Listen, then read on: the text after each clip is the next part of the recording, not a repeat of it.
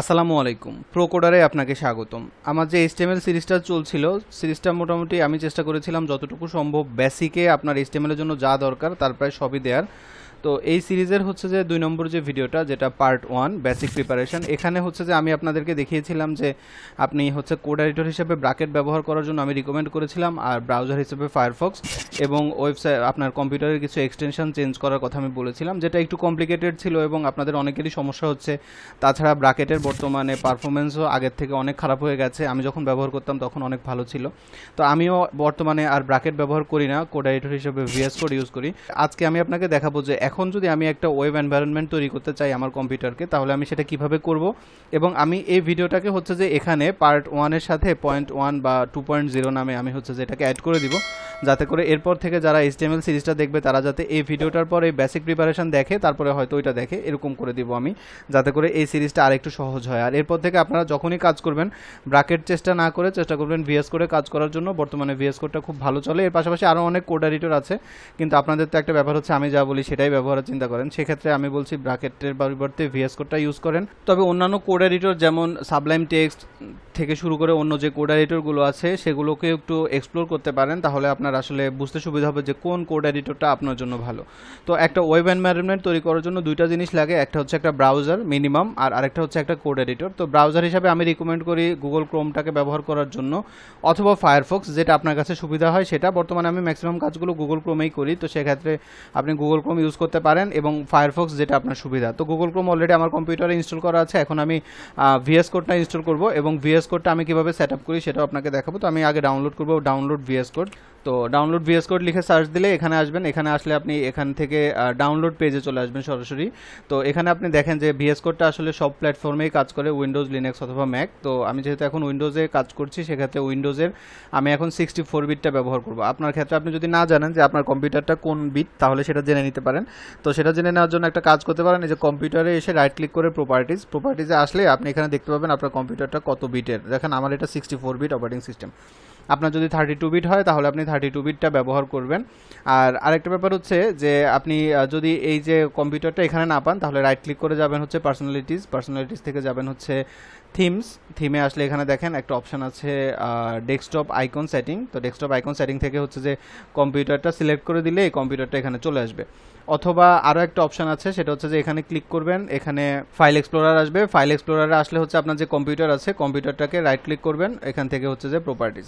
তো বিভিন্নভাবে দেখা যায়, আপনি দেখে নেবেন যে আপনার কম্পিউটারটা কত বিট। আমারটা 64 বিট, তাই আমি 64 বিট ডাউনলোড করব। আপনার ক্ষেত্রে যদি কম হয়, মানে 32 বিট হয়, সেক্ষেত্রে 32 বিট ডাউনলোড করবেন। তো আমি এখানে 64 বিটে ক্লিক করব। ক্লিক করলে দেখেন ডাউনলোড স্টার্টেড, এবং এটা ডাউনলোড হচ্ছে। তো অপেক্ষা করি এটা ডাউনলোড কমপ্লিট হওয়া পর্যন্ত। তো আমার ভিএস কোড ডাউনলোড হয়ে গেছে। এবার আমি আমার ডাউনলোড ফোল্ডারে যাব। তো এখানে দেখেন ভিএস কোড আছে। তো আমি এখন এটাকে ইনস্টল করব। ডবল ক্লিক করলেও ইনস্টল হয়, বা রাইট ক্লিক করে ওপেন দিলেও ইনস্টল হয়। তো আমি ডবল ক্লিক করলাম। তো ডবল ক্লিক করার পর এখানে বলছে যে ইউজার লাইসেন্স এগ্রিমেন্ট। তো আমরা তো সাধারণত লাইসেন্স এগ্রিমেন্ট পড়ি না, আমরা আই অ্যাকসেপ্ট দ্য এগ্রিমেন্ট। এবার নেক্সট। এখানে আসলে আপনাকে বলছে যে আপনি এখানে দুইটা টিক চিহ্ন অবশ্যই দিয়ে দিবেন। এই দুটো টিক চিহ্ন দিলে যে কোনো ফোল্ডারকে আপনি ওপেন উইথ ভিএস কোড দিতে পারবেন, একটা ভালো ফিচার। এই জন্য আমি এটা দিয়ে রাখি। আর বাকিগুলো আপনার যদি কিবোর্ডে শর্টকাট লাগে তাহলে আপনি শর্টকাট দিতে পারেন। তো এখানে আপনার রিকোয়ারমেন্ট অনুযায়ী আপনি দিবেন, দিয়ে আমি এভাবে দিই, এই দুটোতে টিক চিহ্ন দিয়ে তারপর নেক্সট। এখানে আসলে এখানে আপনাকে ইনস্টল করতে বলছে, তো আমি ইনস্টল করব। খুবই লাইট ওয়েট একটা সফটওয়্যার এবং খুব ভালো কাজ করে ভিএস কোড, যে কারণে আমি ভিএস কোড ব্যবহার করি। এবং আমি কেন ভিএস কোড ব্যবহার করি এর উপর একটা ভিডিও আছে, লিঙ্কটা আমি ডেসক্রিপশনে দিয়ে দিব, সেখান থেকে আপনি চাইলে দেখে নিতে পারেন। তো এখন যেহেতু টিক চিহ্ন দেওয়া আছে লঞ্চ ভিএস কোড স্টুডিও, আমি এখন ভিজুয়াল স্টুডিও কোডটাকে লঞ্চ করতে যাচ্ছি। তো আমি ফিনিশ দিব, তাহলে ভিজুয়াল স্টুডিও কোডটা আমার জন্য স্টার্ট হয়ে যাবে।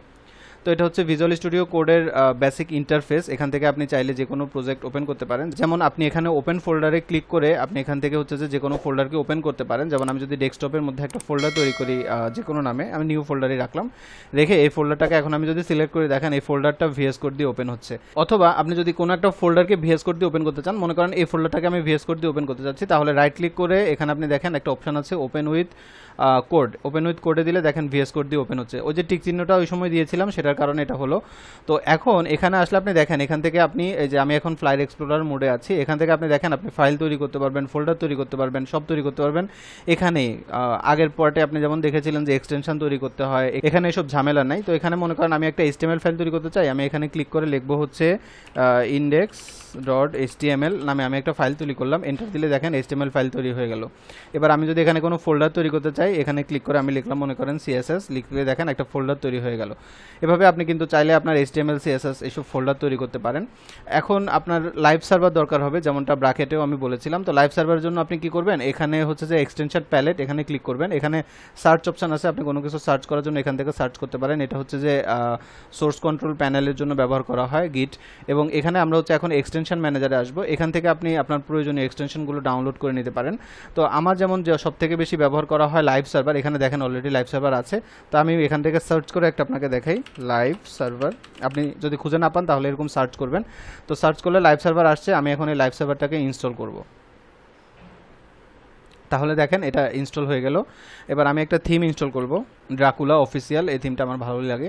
তো এই থিমটা আমি এখন সেট করে নিলাম। তো আপাতত এই দুইটা কাজ করলাম। এবার হচ্ছে কি আমি আমার এই কোডটাকে সেট আপ করে নিব। যেমন দেখেন আমি যদি এখন এখানে কিছু টাইপ করতে চাই, লেখাগুলো কত ছোট এবং পড়তে খুবই অসুবিধা হয়। তো সেক্ষেত্রে আমি এখন কি করব, সেটিংসে আসব, সেটিংস থেকে আবার সেটিংসে যাব।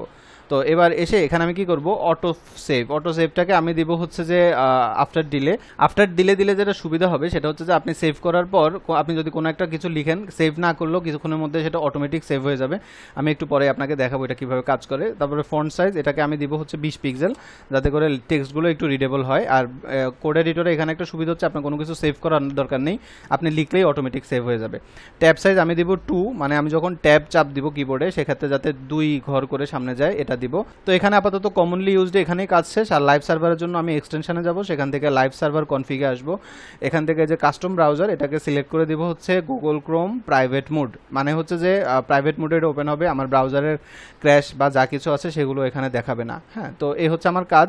এখন আমি যদি এই কোড এডিটরটাকে ওপেন উইথ লাইভ সার্ভার দেই, এখানে লাইভ সার্ভার পাবেন, মাঝে মাঝে আপনি হচ্ছে এখানে গো লাইভ অপশন পাবেন। তো আমি দেখি যে কখনো থাকে কখনো থাকে না, এই জন্য আমি ম্যাক্সিমাম টাইমে ওপেন উইথ লাইভ সার্ভার এভাবে ওপেন করি। তো দেখেন আমাদের এই যে লাইভ সার্ভারটা ওপেন হয়ে গেছে। এবার আমি স্ক্রিনটাকে একটু ছোট করি।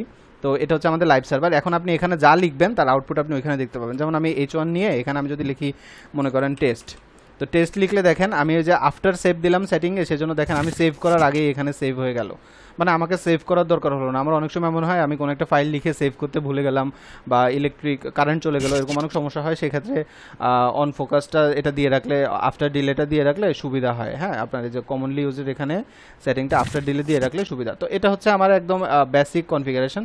এরপর যখন আমি জাভাস্ক্রিপ্ট নিয়ে কাজ করি, আমি এখানে আরও অনেকগুলো এক্সটেনশন ব্যবহার করি। তো একটু আপনাকে দেখাই আমি কোনটা কোনটা ব্যবহার করি। যেমন এখানে হচ্ছে যে প্রিটিয়ার, এই প্রিটিয়ারটা ব্যবহার করলে আপনার কোডগুলো সুন্দরভাবে ফরম্যাট হয়, তো আমি এটা ব্যবহার করি প্রায়ই। তারপরে হচ্ছে যে এখানে আছে আরেকটা হচ্ছে আমি আপনাকে দেখাই, এখানে আছে হচ্ছে এই যে VS কোড আইকন, এই আইকনটা দিলে হচ্ছে যে প্রত্যেকটার আইকন দেখাবে। যেমন দেখেন এখানে ফোল্ডারটা দেখাচ্ছে না, আইকনটা দেখাচ্ছে না। তো আপাতত আমি আগে এটা ব্যবহার করতাম প্রচুর, কিন্তু এখন আমি ব্যবহার করি হচ্ছে ম্যাটেরিয়াল আইকন। তো আমি এটাকে এখন ইনস্টল করে অ্যাক্টিভ করার সাথে সাথে দেখেন এখন এই যে HTML ফাইলটাকে HTML ফাইলের মতো দেখাচ্ছে, CSS ফাইলটাকে CSS ফাইলের মতো দেখাবে, বা ফোল্ডারটাকে ফোল্ডারের মতো করে দেখাবে। তো এই কারণে আমি এটা ব্যবহার করি। এরপরে মনে করেন এখানে আছে, আপনারা এক্সপ্লোর করবেন যে কোনটা আপনার জন্য সুবিধা হয়। যেমন HTML CSS সাপোর্টটা হচ্ছে যে আপনি যদি মানে আপনি HTML এ কোনো ট্যাগ লিখলে CSS থেকে সেটা সাপোর্ট পাবেন, CSS লিখলে সেটা সাপোর্ট HTML থেকে পাবেন, সুবিধা আছে। তো আপনি এটা ব্যবহার করতে পারেন। তারপরে জাভাস্ক্রিপ্টের এটা আমি খুব ব্যবহার করি। এটাতে যেটা সুবিধা সেটা হচ্ছে যে খুব শর্টকাটে অনেক কিছু লেখা যায়। যেমন মনে করেন আমি এখানে একটা app.js নামে ফাইল নিলাম, নিয়ে এখানে এখন আমি মনে করেন CLG লিখে ট্যাব দেওয়ার সাথে সাথে কনসোল লগ চলে আসবে। আবার মনে করেন আমি যদি এখানে এসে ফাংশন লিখতে চাই, তো আমি ফাংশন লিখে দিলে ট্যাব দিলে ফাংশন চলে আসবে। এরকম অনেক ছোটো ছোটো ফিচার আছে যা অনেক সহজে টাইপ করা যায়। তো এই কারণে হচ্ছে যে আমি এই এক্সটেনশনটা ব্যবহার করি। ব্র্যাকেট পেয়ার কালারাইজারটা আমি ব্যবহার করি হচ্ছে যে বিভিন্ন পেয়ারগুলোকে কালারাইজ করতে। যেমন এখানে দেখেন আমি যদি মনে করেন ফাংশন নিলাম, নিয়ে আমি এখানে একবার ফার্স্ট ব্র্যাকেট দিলাম, আবার দিলাম, দেখেন তিনটা স্কিন কালার হলো, এটাতে হচ্ছে যে কোডগুলো দেখতে খুব সুবিধা হয়, তো এই জন্য হচ্ছে যে আমি এটা ব্যবহার করি। তো এভাবে মূলত আমি আমার ওয়েব এনভায়রনমেন্টটাকে তৈরি করি, এবং মোটামুটি আপনি যদি এইটুকু কাজ সেট করে ফেলেন তাহলে আপনার যে লাইভ সার্ভারটা আছে বা আপনার HTML শেখা কাজটা এখন অনেক সহজ হয়ে যাবে বলে আমি মনে করছি। তো এরপরে আপনি যে ভিডিওগুলো আছে যেমন ডক টাইপ থেকে শুরু করে বাকি যেগুলো আছে এগুলো আমি হয়তো ব্র্যাকেটে লিখেছি, কিন্তু আপনি কোডগুলো ভিএস করে লিখবেন, এবং আপনার কোড এডিটর আপনি ব্রাউজার হিসেবে যদি ফায়ারফক্স ইউজ করতে চান ফায়ারফক্স ইউজ করতে পারেন। ফায়ারফক্সের ডেভেলপার টুলটা অনেক ভালো, গুগল ক্রোমেরও অনেক ভালো, দুইটা দুই রকম ফিচার, দুইটাই আমার ভালো লাগে। ইদানিং আমি গুগল ক্রোমটা ব্যবহার করি, আগে হয়তো ফায়ারফক্সটা বেশি ব্যবহার করতাম। তো এখানে হচ্ছে যে ব্যাপার, আপনি জাস্ট বেসিক প্রিপারেশনের এখানে এটা দেখার পরে আপনার যদি কনফিউজিং মনে হয় তাহলে আপনি এখন যেটা দেখলেন এটা অনুযায়ী কাজ করেন। যদি মনে করেন আমার ভিডিওগুলো আপনাদের কাছে উপকারী মনে হয় তাহলে শেয়ার করবেন, আর যদি মনে হয় যে উপকারী না সেক্ষেত্রে শেয়ার না করলেও হবে। ভিডিও ভালো লাগলে লাইক করবেন, ভালো না লাগলে ডিসলাইক করবেন। এখানে দেখেন 4 জন ডিসলাইক করেছে। তো সুস্থ থাকবেন, নিরাপদ থাকবেন, প্রোকোডারের সাথেই থাকবেন, আমার জন্য দোয়া করবেন। আসসালামু আলাইকুম।